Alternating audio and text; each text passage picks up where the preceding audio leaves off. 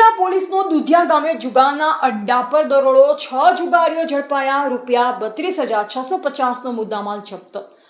ગંજી પત્તા વડે જાહેરમાં રમાતા હારજીતનો જુગાર ઝડપાયો રોકડ મોબાઈલ અને જુગારનું સાધન કબજે જુગાર ધારા હેઠળ નોંધાયો ગુનો લીમખેડા તાલુકાના દુધિયા ગામમાં જાહેરમાં ગંજી પત્તા વડે હારજીતનો જુગાર રમાતો હોવાની ચોક્કસ બાતમી આધારે લીમખેડા પોલીસે સફળ દરોડો પાડી 6 જુગારીઓને ઝડપી પાડ્યા હતા પોલીસે સ્થળ પરથી રોકડ રકમ દાવ પર લાગેલી રકમ તેમજ મોબાઈલ ફોન સહિત કુલ ₹32,650નો મુદ્દામાલ જપ્ત કર્યો છે મળતી માહિતી મુજબ પોલીસ ઇન્સ્પેક્ટર એસબી વસાવાના માર્ગદર્શન હેઠળ પીએસઆઈ આરજે ચૌહાણ અને પોલીસ સ્ટાફે દુધિયા ગામના તળાવ ફળિયામાં રેડ હાથ ધરી